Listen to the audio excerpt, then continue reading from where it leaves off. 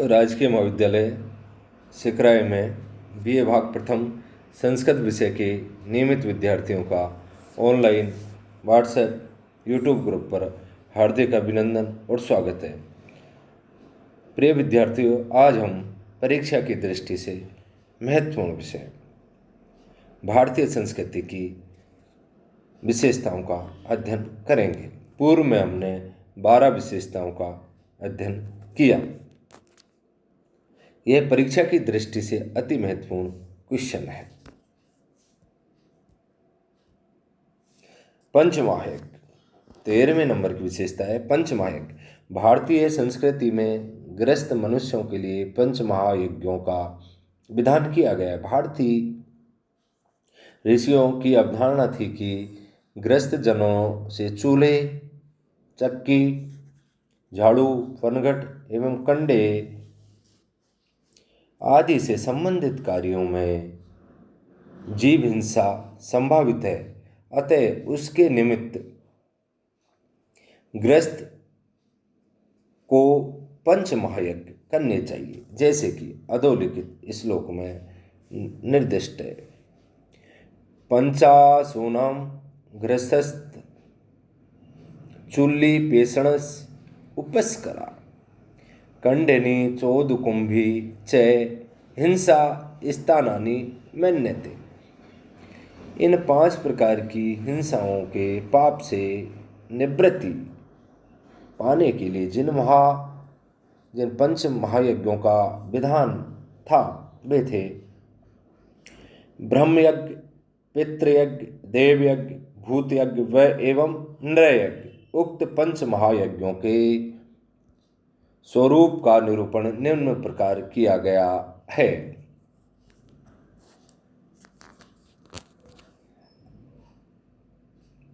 अध्यापनम ब्रह्मयज्ञ, पितृयज्ञस्तु तर्पणम, होमो देवो बलिर्भूतो, नृयज्ञो अतिथि पूजनम।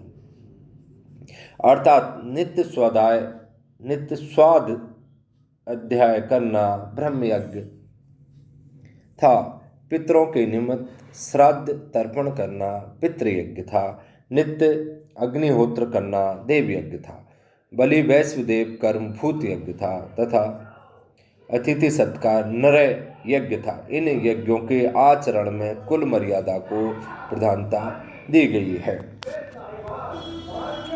कर्म एवं पुनर्जन्म, अगली विशेषता है कर्म एवं पुनर्जन्म। कर्म की प्रधानता भारतीय संस्कृति की प्रमुख विशेषता है। कर्म करते हुए ही मानव श्रेयस को प्राप्त करता है। कर्म की प्रवृत्ति मार्ग का दृष्टा है।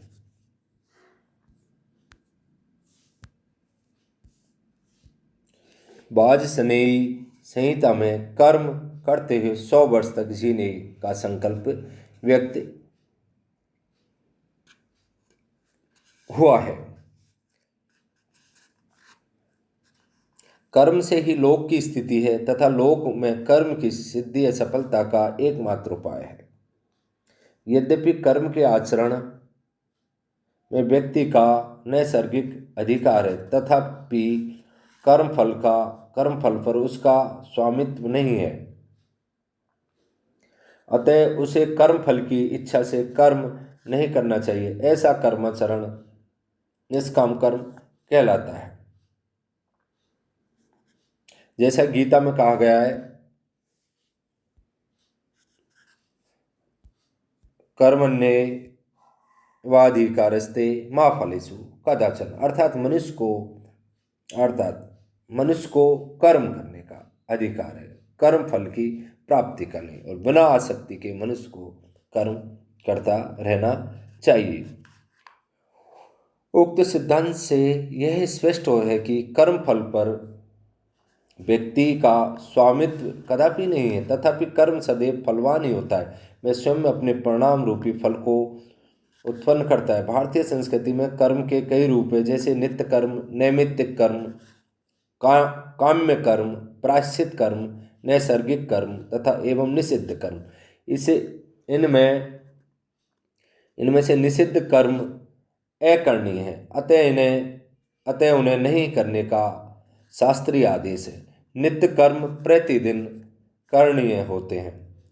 नैमित्तिक कर्म हेतु विशेष से किए जाते हैं। काम्य कर्म इच्छा मूलक है, तो प्रायश्चित कर्म कर्म के अनुचित संपादन के निमित्त किए जाने वाले उपासना व्रत आदि है। नैसर्गिक कर्म जीवन शरीर में स्वतः ही संपादित होते रहते हैं।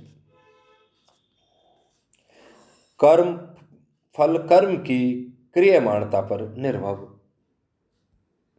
निर्भर करता है। यदि शुभ कर्म का आचरण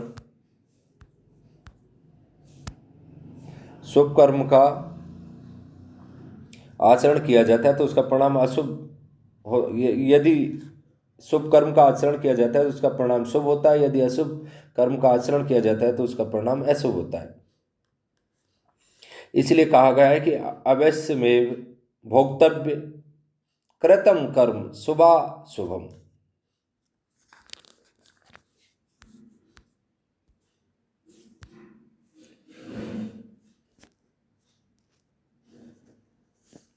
कर्म फल से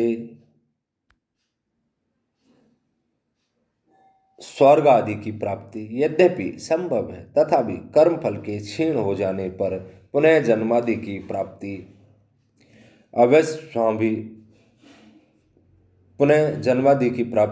अवश्य संभवी मानी गई है। इस संदर्भ में उपनिषद का वचन है, ते तम भुक्ता स्वर्गलोकम विशालम क्षीणे पुण्ये मृतलोके विसन्ति एवं त्रयीधर्म मनु प्रपन्ना गतागतम काम कामा लभन्ते। 15वीं विशेषता ज्ञान कर्म एवं भक्ति। भारतीय संस्कृति में ईश्वर प्राप्ति के निमित्त उपासना का उपदेश दिया गया है। इस उपासना के 3 सोपान हैं, ज्ञान कर्म भक्ति। ज्ञान कर्म को प्राय वे मनुष्य अपनाते हैं जिन्हें नियम पूर्वक वेद आदि शास्त्रों का गहन अध्ययन किया जाता है और वे शास्त्रीय ज्ञान को आधार बनाकर आत्मा अन्वेषण के लिए पर्याप्त उपयुक्त है। श्रद्धावान लभते ज्ञानम के नियम अनुसार ज्ञान प्राप्तार्थ श्रद्धा की अपरिहार्यता स्वीकार की गई है। श्रद्धा ही सिद्धि का मूल है। बिना श्रद्धा के जप तप होम आदि व्यर्थ है। श्रद्धा के लिए व्रत दीक्षा दक्षिणा की अनिवार्यता का उपदेश बाज स्नेही संहिता में दिया गया है। वहाँ बताया गया है कि व्रत से दीक्षा, दीक्षा से दक्षिणा एवं दक्षिणा से श्रद्धा की प्राप्ति होती है। श्रद्धा होने पर सत्य की भी प्राप्ति होती है।